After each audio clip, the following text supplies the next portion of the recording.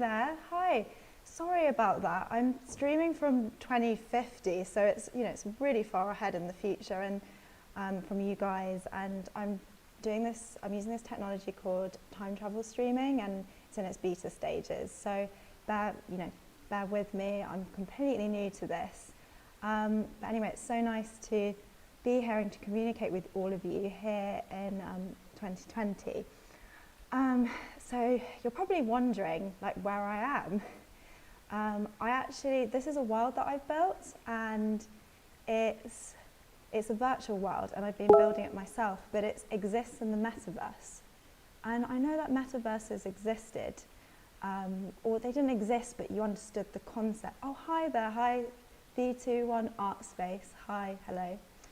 So anyway, the metaverse.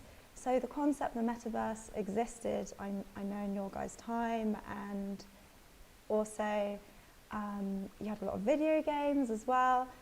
But new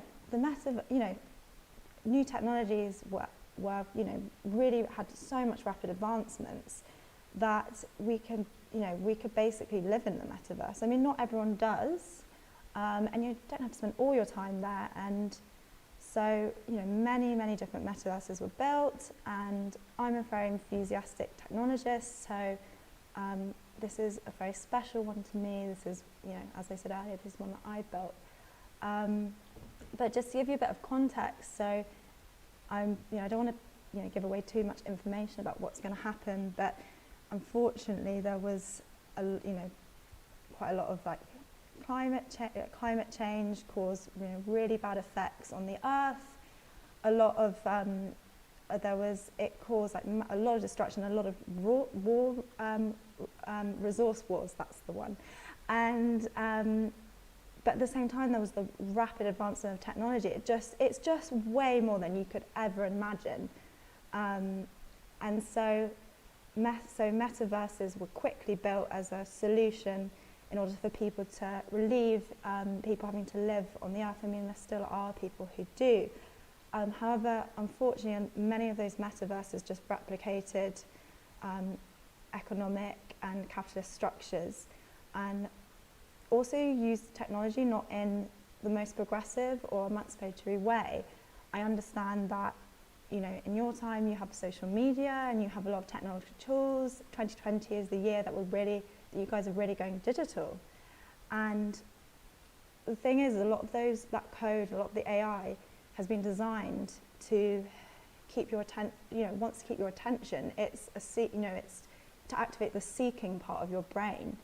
And it's not really considering the wellness of humanity or the earth. It's just to get your attention, to stay online, to sell things to you, essentially. And unfortunately, some things still exist in the new metaverses that were built. And also there was even more internal, even now we have so much more under the skin technology. So then people could the governments and the tech companies who are building these metaverses could really know everything about you. I'm getting some questions in. This is really exciting. Surveillance in 2050. So health is way better because, I had once, I remember, I wasn't even sick, but I was getting sick. But it was identified before I even got sick, so I never got sick, basically. And there are so many diseases that no longer exist. However, there's still a lot of people have their data. You give a part of your data, you give a part of your biology or DNA to the government, and that that's put up borders as well because of it. You can always be tracked, so it's not good. So the world that I am in here is a special place to me because I've put loads of firewalls up so no one can get in. So I'm a little bit nervous because I really don't want any people coming in. Have you built many metaverses? I've built a few. I built one called 068, which was really exciting. It was a digital forest, and everyone was very like non-human in there, and had loads of like non-human creatures in there, and we learned through our senses. So yeah, but this is my, I mean, this is a very new one. I've only just started building it in the past 1 hour, which is like 1 hour is the equivalent of, I think, 6 months in your time, because time has accelerated. My perception of time has. Do you share your space with others? Yes, there are like others in here. I have like formed a community of other like-minded technologists who want to use technology for emancipation. Wow, that's so rapid. Yes, it is, Joe. It's really, really rapid. I mean, not rapid for me. I mean, I think even they're going to do things that are even faster now. So we've got to see. I mean, I know that, so in 2050 we've got bionic eyes. So everyone is able to like have augmented eyesight, and it's extended. So we have amazing eyesight as well, with rapid speed. It's more than you could ever imagine. But to be honest, that's not how I'm existing here in this space. As you can see, I've got this very, I guess, organic, but sort of non-human, unnatural, but a human likeness body here. And I've got, I can tell you a bit about my own technology that I developed, and it's only the people in my community. What's the most exciting thing happening there right now? Oh, that's a really tough question. I mean, let me think. So exciting things are you can actually travel around the world in you can travel anywhere in the world in 2 hours. It's pretty mad. And also you can just meet your friends like immediately. You don't have to physically meet them, but you feel like you're physically meeting because there's the metaverse.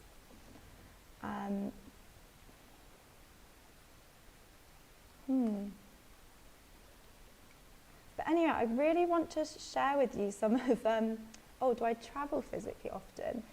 I do go down to base reality or the earth every now and then, because nature's really important to me, even though a lot of species are becoming extinct, and unfortunately, a lot of the Amazon has, I think it's starting your time, even though there's clean energy now, and we don't use any like coal or anything that's not used at all. The effects of climate change had, from your time and before, had already, they're irreversible basically, and it, it's so I often like to, go to the earth, try and find the areas of like nature that I can learn from, and then I go back into my own personal metaverse or space, which I share it with other people as well, in order to like create my new technologies, and I really want to share them with you now.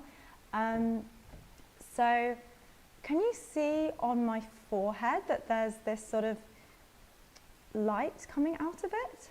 And you're probably wondering what that is. So that's actually a bird's eye view tool. So we realized that in our like own, in our own like biological like bodies, there's only so many like human perspectives that you can fit in, or you only have your own, and it's really, really difficult to embody more.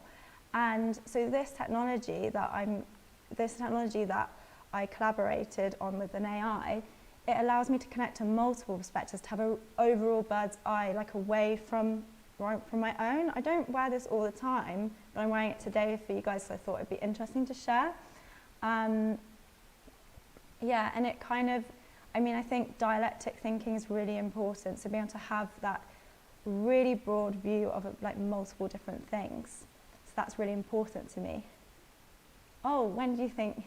Oh, yeah, I wish I could share this with you, but you're going to have to wait way into the future, or somehow time travel too, but I just don't think there'll be the technology in 2020 for that.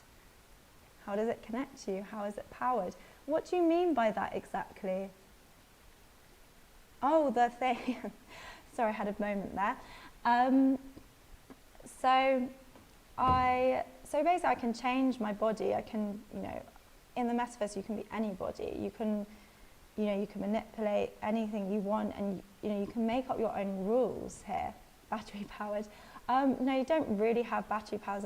All of the energy on the world is completely clean. So there's huge power grids, huge solar grids. They've even started managed to get solar from orbiting around the Earth as well.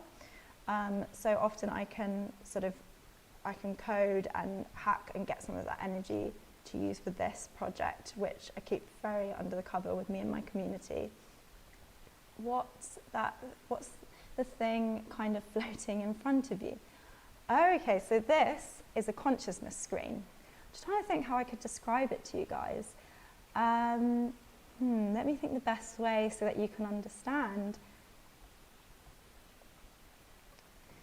So, a bit like your mobile phone, that is almost like an extension of yourself. You carry around with you everywhere. It's how you communicate a lot of the time. It's how you interact on the social sphere a lot, right? This is this is better than that in the sense of it visualizes your internal data, especially your emotions, because we are not thinking machines that feel. We are feeling machines that think. So it takes that sort of concept, which was by a neuroscientist from your time, Antonio Damasio, and so it's really, really important. Actually, this bit of advice I would give to you, you need to get to know your own bodies, your own biological nature. We are emotional. Humans are emotional machines. You have the emotions which motivates and drives us in our culture. It drives our culture and beliefs. So, at the moment, the coding and the AI and the acceleration of tech, there are some incredible things, and there are some really positive things coming out of it. But at the same time, it's driven an incredibly capitalist system, and the infrastructure that is being set up on is not for your. It does not consider enough the human biology or the human nature. So this consciousness screen, it visualizes your internal emotions so that you can have. So, for example, say you had the emotion of anger, rather than just experiencing and acting angry, you can observe it, you can see it visualized in front of you. So you're able to have the power of your own data, your own internal land. I just had a question. Are you the only person who can access the information transmitted to your conscious screen?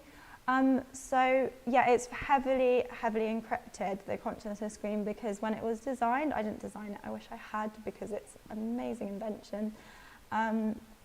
It was really, there was a lot of debates about privacy at the time, and actually it was weirdly one of the only bits of tech that actually managed to get through, managed to get through in terms of really being very encrypted and really not having other people access your data. You can, though, it is a communication device, so I can communicate and connect to other friends or people or whoever I choose.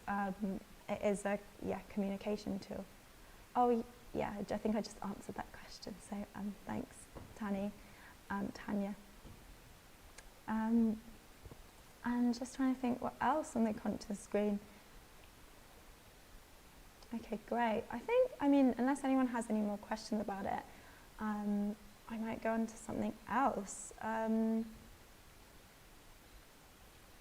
So as you can see, I've got these kind of in my body, I've got these kind of breast-like glass things, and I've got some ducts inside them. And this is this is something that spent a really long time trying to trying to build and imagine and concept. This wasn't just me, by the way. This is, I had a few amazing friends and technologists as well.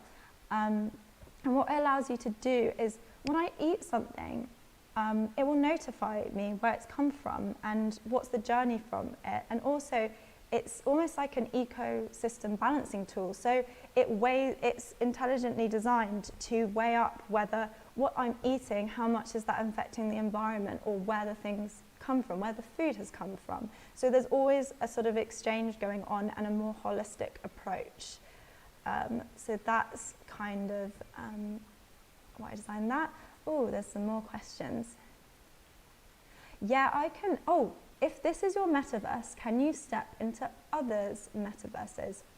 Yes, I can. I mean, I can change body. I can go to loads of different I can go to so many. I can change everything really quickly. I mean, when I go out of this this virtual world that I've built, which is a bit of an anomaly in the system, I'll have to go into, there's certain, like you have passports now, and borders into certain countries. There are kind of, it's sort of like borders, and you kind of, it's not, you don't have a passport, but you have to go through checks before you can enter into certain metaverses. So they all have completely different regulations.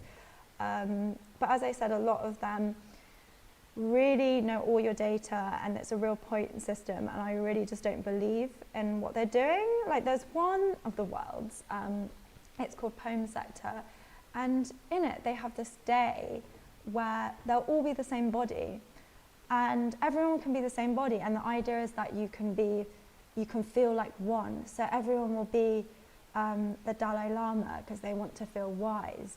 But actually they don't. It's just very incredibly superficial. And actually, so they have these weird things, and I really just dislike going into those worlds. Are the physical borders still the same in 2050? I mean, on the physical Earth, so certain regions are really struggle with climate change, and others have profited from it. So places in Northern Africa have been really hard hit by climate change, also in South Asia and the Middle East.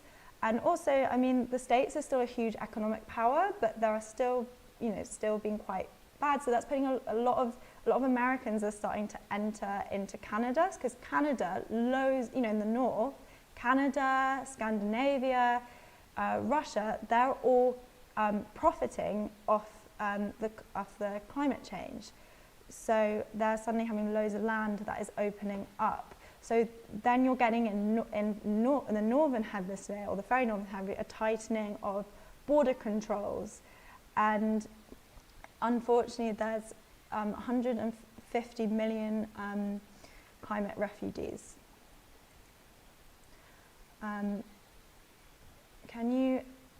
Oh yeah, and with that as well, you think that inequality is bad in 2020. I'm sorry, but it's going to get worse, actually. And Jeff Bezos eventually does become a trillionaire. I'm not going to give you the date yet, because I don't want to freak you out too much. Can you tell us what will happen in 2030? Oh yeah, really close. Let me have a little think about that. So I just don't know what to exactly say to you. So 6G will come out eventually. So I think there's a lot of conspiracy theories right now about 5G, but that's nothing. 6G is going to come, and that's going to help the Internet of Things. I think some of you might know about that. There's going to be new emerging job titles coming out as well. So maybe you should take some notes so that you can be prepared for the future. So you can be an avatar manager, there's a body part maker, alternative vehicle developer is a really popular one, new science,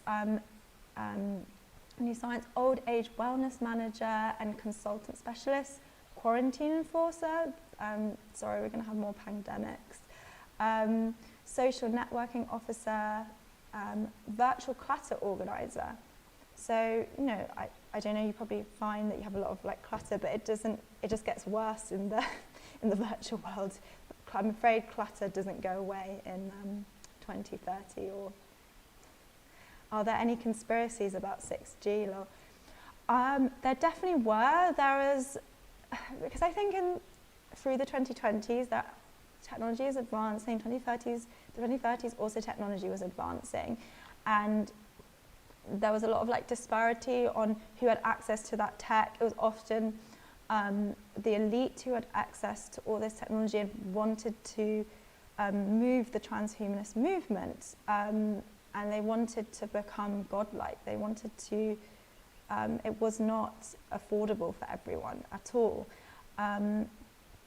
And I think, you know, so there was a group who was really excited about 6G and really wanted to move it forward, and also there was obviously a lot of money to get the Internet of Things going.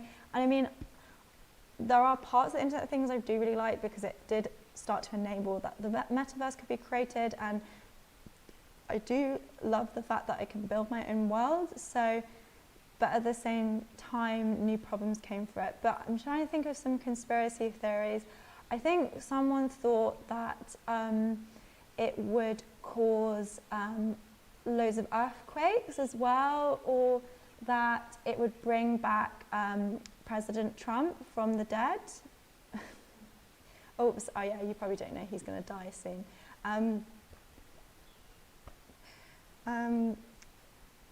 What do you do for recreation?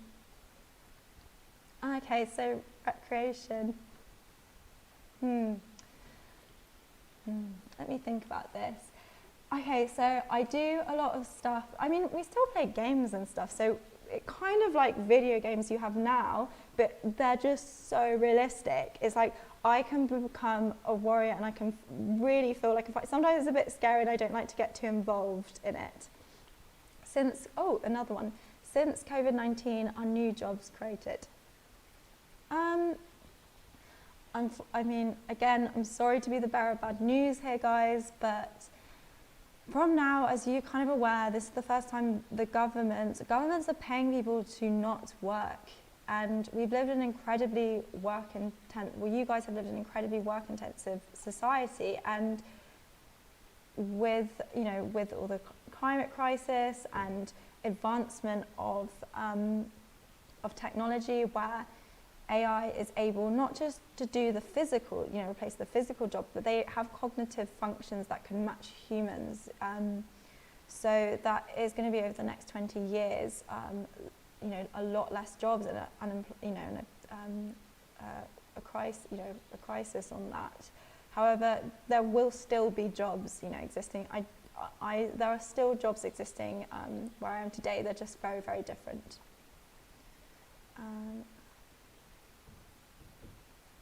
Oh yeah, like new people. I guess, yeah, I mean, people can, there's more jobs created in terms of like, in the metaverse. I mean, avatar manager is like a really big thing. So you can like work from home with that. So, you'll just be designing other people's avatars basically and managing that, because not everyone's really good at, it's like you have fashion stylists, not everyone's good at fashion. So some people care about it and want to have good avatars too.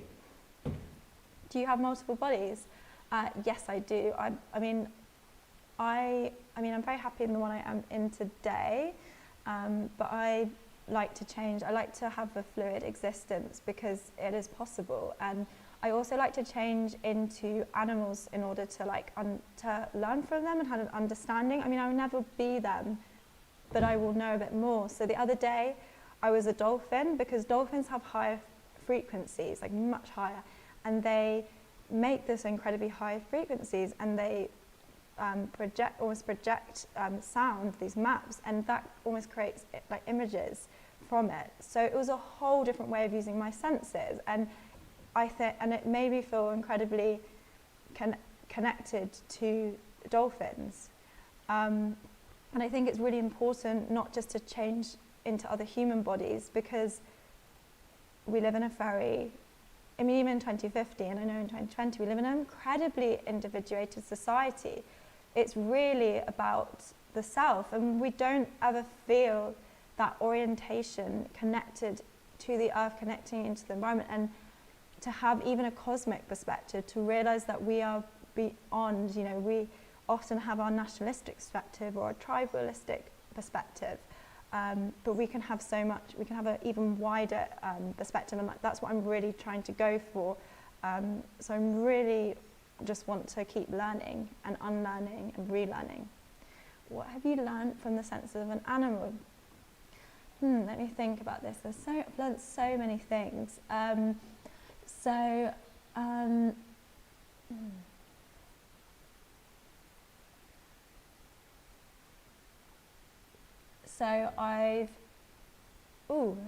so many questions popping in, and I'm so pleased that some people actually came, because I didn't know who I was going to end up talking to with this. It's a bit of a early stage. So I learned a lot from, I became a hammerhead shark because I wanted to know what it felt like to go through electro fields, and also what it was like to be blind. Because now in 2015, no one is blind, because you can have bionic eyes, unless there are some people who choose to, and that's, but anyway, so I never will know what it's like to be blind, but through being a hammerhead shark, I could have some understanding or get into the hammerhead shark perspective, and to utilize my other senses and to connect to the electromagnetic fields. What's the most populated country? What year? I mean, India becomes the most populated country, and it overtakes China.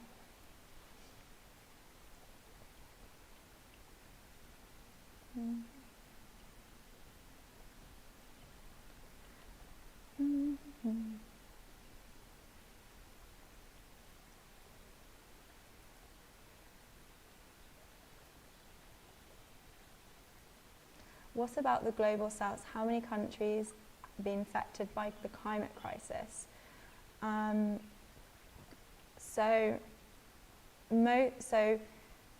Wow, bigger than China? Yes, exactly. So a lot of the global south is affected. So a lot of parts of Africa are really affected because of many droughts. There's many droughts, and then there's a lot of resource warfares, and also in the Middle East as well. Even though India is becoming the largest economy, there is also still climate problems. Even in Southern Europe, there's a lot of tension between Northern Europe and Southern Europe, because Southern Europe is Spain, Spain and Greece and other places are just so much hotter than they were before. So in Greece there are becoming so many wildfires, and it puts a lot of pressure on, there's a lot of disputes between that in the European Union as well. Also, the Northern European starts to be quite isolationist in the sense of, because there's an influx of a lot of climate refugees, and often the entry is into Southern Europe, and Northern Europe starts to put up a lot of their borders to this, and that causes a lot of disputes. And a lot of people are trying to get into Russia as well.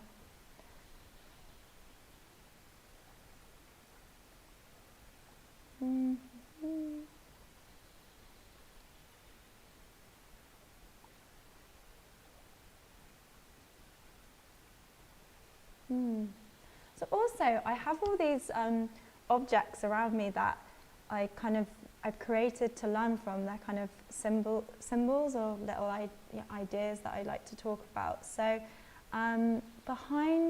just behind me, can you see all the horses? So these are high horses. So it's the idea that when you get on sometimes we get on our high horse and we are unable to connect or come down on it, so we can use that in disputes, and we are not acknowledging that we all cause harm. We can have harm put upon us, but we also all cause harm, and also the fact that we're complex beings. And then, can you see, oh, I need to maybe flick onto it, but it's a heart with some CCTV around it.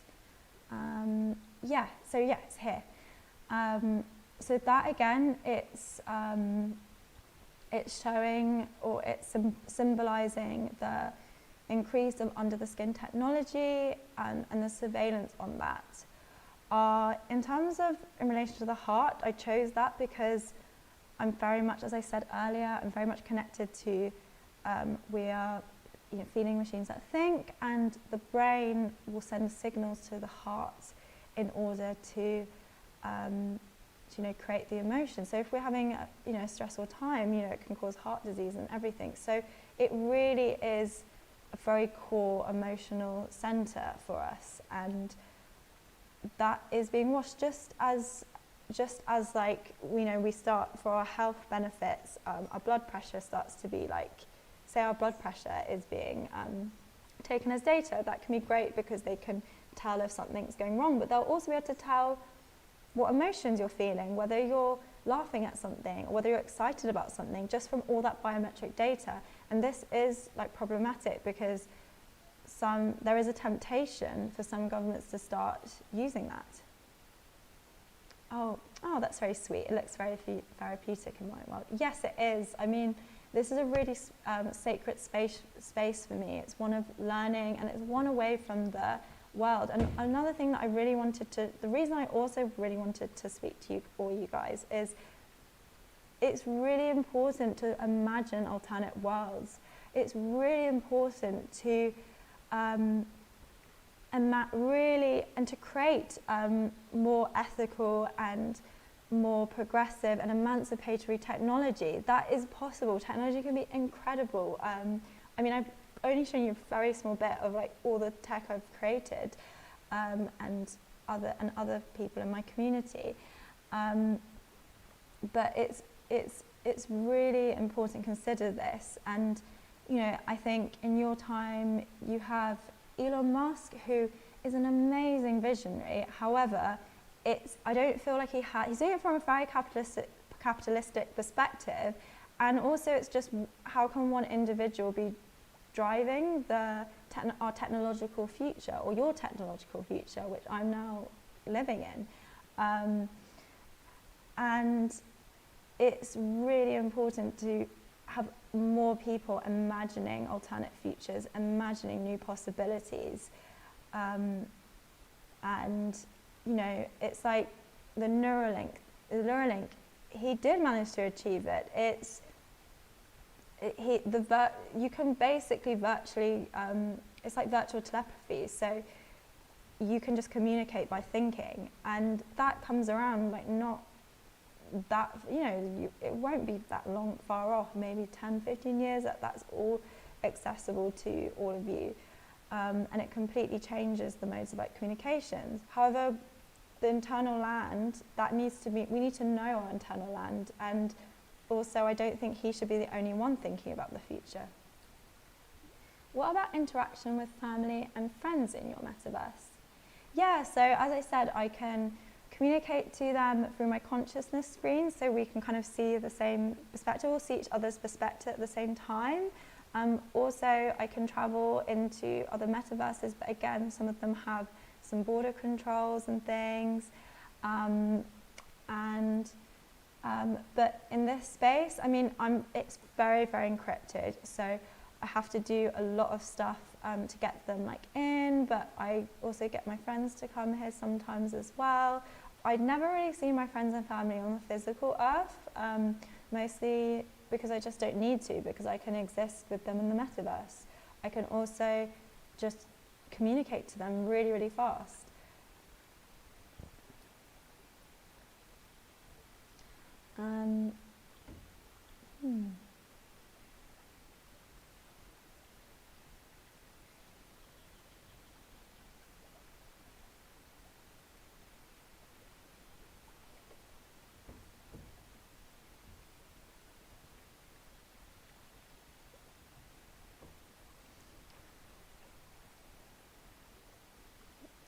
Yeah, some more questions, that's great.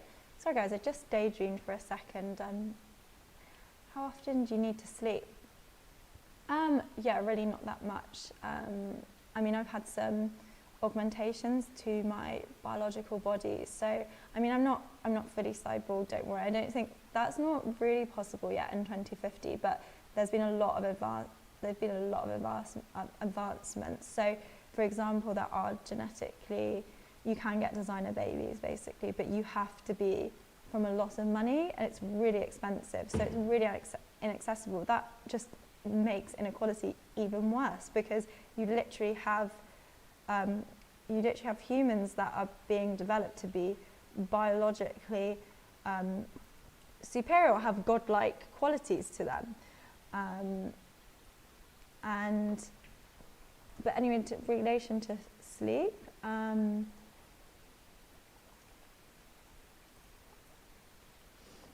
relation to sleep, I don't really need, so because I've had some augmentations, I do like to sleep because I find the subconscious mind or the unconscious space really interesting to me, and I think there is some wisdom there. I also feel like I can connect to my biological ancestors in my sleep as well. So I don't have all the augmentations so that I can't sleep, but I don't need to sleep as much, and some people really they literally can sleep for 2 hours because they're just having everything sorted out, and what would have taken 8 hours to sort out now takes 2. And actually, one element that I've reminded myself actually of is, so can you see in my belly here? Oh yeah, oh great. So this is another bit of technology that I've invented as well. So it's almost like this memory box or this memory chip that is downloaded into like my brain, and there's folders that I have there. I have my mother. Oh, by the way, this is an ancestry technology. So I have my mother, my father, my great-grandmother, sister, great auntie, so on. And you can access them when I need their wisdom, when knowledge to connect a thought together. This technology doesn't come all the time. I haven't designed it so that I can just turn on a button, or it's really, I have to be connected to it, or it has to be in the right moment that information should be given to me. And there is intuitively, there is this vessel which will pass on wisdom, connections, the pearls of wisdom and gratitude throughout that space and time that my ancestors left. It's really important to have some sort of connection to that. As often, I know that some of my ancestors come from diasporic backgrounds, and often some of them didn't know, the family connections get lost completely. So it's really hard to know, especially if they've moved between lots of countries in that time. Can you also connect to future wisdom with this technology? Not quite, but I have been thinking about this. So that's really, I have been thinking maybe I would sort of code in something that can allow me to store things for the future, for maybe my child or my future self or future community. I could maybe connect to that. But I don't know if it's going to be possible to really... there still isn't time travel for the future yet. There's time travel for the past, that's why I'm here, but the future, no, that's not happened yet. I feel like that's going to take maybe another decade.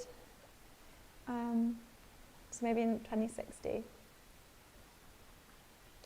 Do I have any predictions do you have any predictions for your future? Is time travel stream well established? So the first question, so 2050 is quite a strange time, because humanity is at a crossroads. This world, there's a lot of contrasts and paradoxes. On the one hand, science and technology continue to advance in response to emerging so many crises, challenges and opportunities. However, there's been so many radical transformations in genetics, nanotechnology, biotech, and at the same time, these technologies have been very disruptive and unpredictable, as well as, I mean, they've been some great things, but then of course we have this huge problem of climate change still, and more wealth is trickling upwards, and there are loads of debates about this in order to discuss, how do we want society to flourish. So it's really difficult to know what direction we're going to go in. Are we going to just push more and more into the metaverse? Are we going to take a new governmental approach? Are we going to start to rebalance the wealth? I think there are some discussions that the wealth is getting out of hand. It is so disproportionate. And there are starting to be more discussions that there should be more ethics in technology. I mean, there's a lot more than in 2020. There's a lot more on it, but still, it's a very strange, paradoxical time. So I'm also in a state where I'm not too sure what the future beholds exactly. But I do think the advancements of tech, whether in a positive or negative direction or a strange direction, I have no idea how that's going to happen. But from my perspective, I really, just like I want you guys to consider, is I'm really trying to think about my future. I'm really trying to think about what kind of world, and that's why I'm designing this technology. And I hope that I get to share. Oh, what about language? Have you found a way to chat with all species? Yeah, so I mean, when I'm in the metaverse and I'm in simulations, I can talk to all different types of species, because we have that, we have all that knowledge, and we're able to map every part of any sort of brain or biology of any species, essentially, and get all that incredibly complicated data, and then input that into a simulation, and we can actually talk. We can talk in many languages, because I mean, there's a lot of languages are starting to fade, so there's not as many languages as exist in your world, because more and more things are getting, I mean, I know there's a lot of disparity, but there are loads of localized smaller languages that are getting completely lost, starting to get lost now, and I think that's going to continue. But through having brain and implants and augmentations and brain computer interfaces that are very advanced, we can just download a language. I can't do it now because I'm using this very new time travel software, so I can't use everything. And also I'm in my world that I've created, where I don't use all the tools that I have when I go into the other parts of the metaverse, because this place it's an important learning space, and I want to be able to connect to some biological things, and also it's a space where I can really collaborate with the tech. So I don't want the tech just to work instantaneously. I want it to be a collaboration. I don't want to just swipe, or I'm just using swipe because I know that's what you guys do, or press the button. Yeah. Do you have any regrets in the last 30 years? I mean, I haven't existed entirely in the last 30 years. So my parents would be actually from your time, so a bit before. They're from Gen Z, and I know that their generation, they were trying to they were really a lot of them were really trying to fight for climate change. However, that was really all the generations way before, or going way back. But then in terms of technology, I wish there had been more philosophers and ethical debates before pushing some of this tech through. I wish there had been the sharing of wealth and the disparity of wealth had been stopped, or had ethical models put in place. Or I know there have been some debates, but it just continued, and with the upgrades as well, that also started to greaten inequality.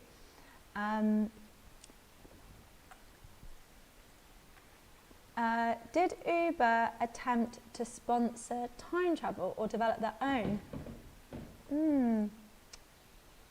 Well, that's a great question. I've nearly forgotten to tell you guys this. So there's an Uber 3000. So an Uber 3000 it's a self-driving car, as you can imagine. You know, all cars are self-driving in 2050, and it's inbuilt with therapy, and so being in motion is great for reflection. So whenever I'm traveling somewhere, I get into the Uber, and it's a space and time for me. It's a space and time to explore things that are bothering me, getting to know my internal land as well. It's less maybe as collaborative as the world that I've built in now, but I personally I love that. Yeah, it's definitely better than your guys' Ubers, I'm afraid, but you have that to look forward to, definitely. And it's also oh, sorry, I think I had a bit of a glitch there. It's just so difficult traveling it's just so difficult doing this time travel streaming. It's, again, as I said, it's literally about, it only came out today actually, which in your time it only was developed and come up with today, which in your time that's 2 months. So, yeah. Has anyone else got any questions?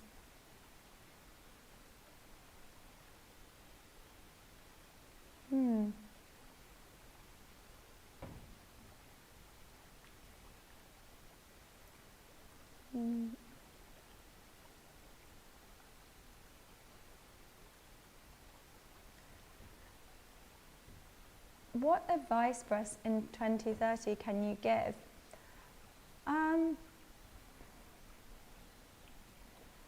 I think some of you would have started to learn this a bit.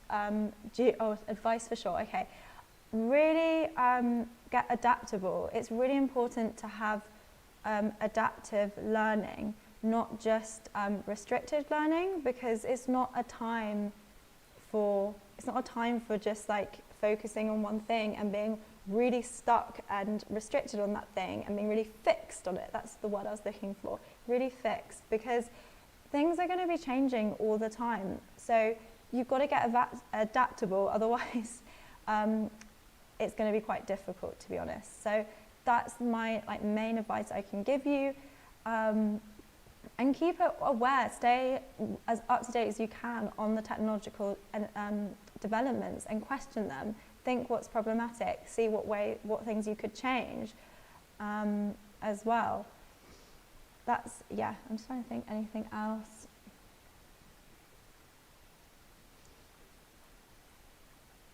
Virtual telepathy is going to come way too soon, so if you can, try and stay off that for a little bit, I'd say, and maybe slow down and just make sure you understand your internal land properly, understand your biology, understand your emotional being before you start to give your part of your DNA, unless you really are sick, because it does help.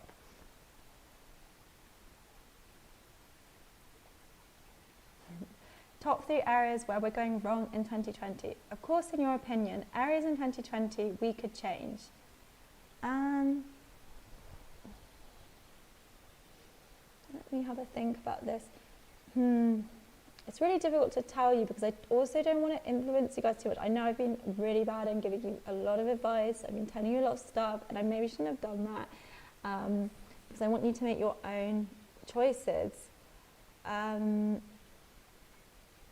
Again, I think people, it's not anyone's fault, but the way that a lot of social media and technology and our phones have been designed, it's not for us really. It doesn't take in consideration our biological or emotional needs, and actually it makes you very disconnected and disorientated, amongst other things. So again, it's left people feeling it's incredibly addictive. I mean, Facebook, looks at gambling machines or like gambling methods to keep you on. It's a race to keep you on there.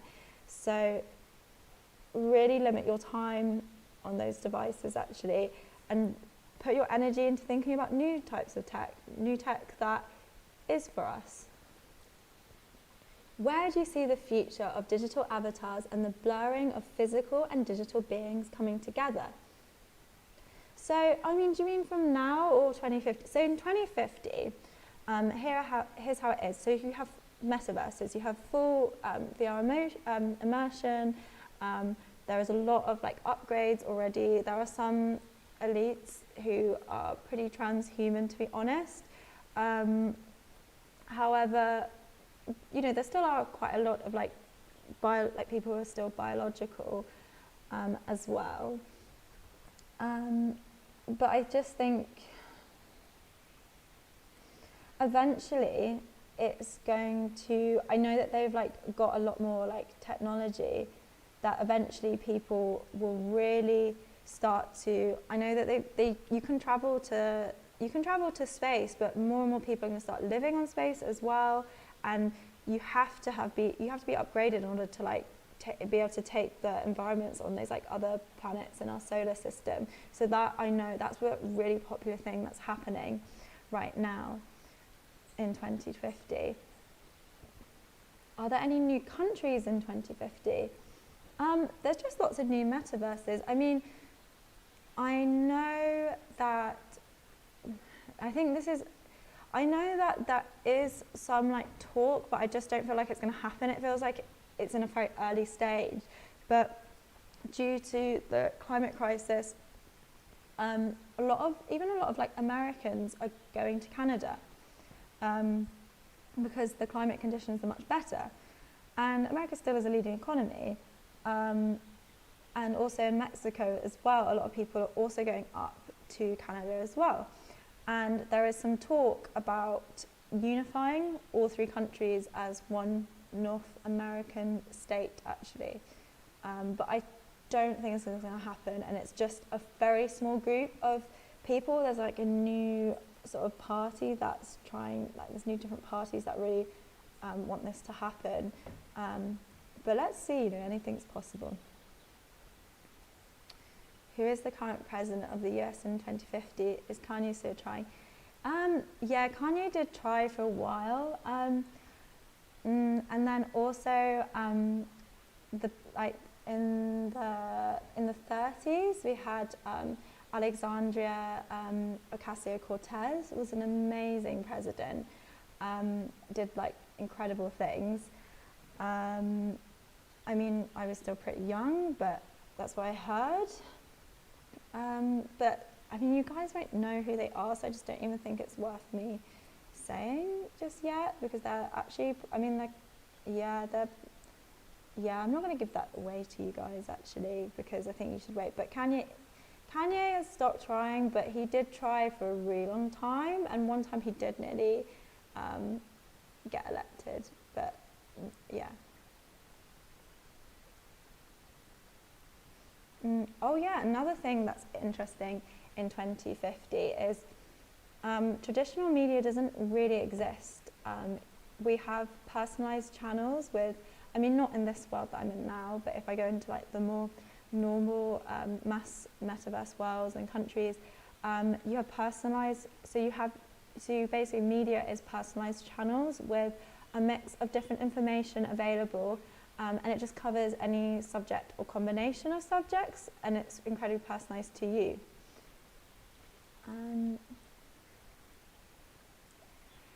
Does your body ever age over time, or can you keep it the same? So my biological body, it has some upgrades, but it is still got a lot of like biological functions. I'm lucky to have had some like upgrades that really help my health and allow me not to get ill or get diseases. So I feel like I'm going to live for a very long time. If I want to live for a really, really long time, I mean, I do age, I just don't really get sick, and I look healthier and fresher. I also know exactly what's good for my body, so I can just live much longer. But if I wanted to, I know in the future I will be able to extend my life by a lot and really slow down the effects of aging. What was your childhood like? Oh, that's a great question. So my childhood, I was lucky. My parents were also technologists, so they really put a big, they really from a very young age were like trying to teach me like coding, and I was going into like full VR immersion a lot. So it was fun because we do a lot of like role-playing games and becoming characters and becoming things, and I think it's really important I wasn't just taught in a linear way, because I think my parents had seen how the world was turning and they didn't want me to learn in the traditional educational system that I think you guys have. They wanted me to have cross subjects and cross experiential learning, because we learn through experience.